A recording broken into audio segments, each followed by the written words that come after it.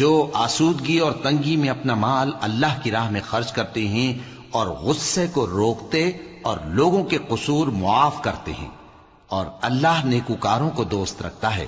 اور وہ کہ جب کوئی کھلا گناہ یا اپنے حق میں کوئی اور برائی کر بیٹھتے ہیں تو اللہ کو یاد کرتے اور اپنے گناہوں کی بخشش مانگتے ہیں، اور اللہ کے سوا گناہ بخش بھی کون سکتا ہے، اور جان بوجھ کر اپنے افعال پر اڑے نہیں رہتے۔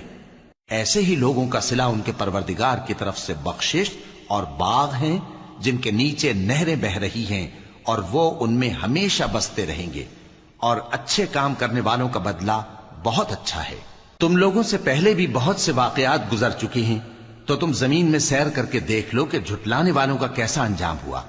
یہ قرآن لوگوں کے لیے صاف پیغام اور اہل تقوی کے لیے ہدایت اور نصیحت ہے، اور بددل نہ ہونا اور نہ غم کرنا۔ اگر تم سچے مومن ہو تو تم ہی غالب رہو گے۔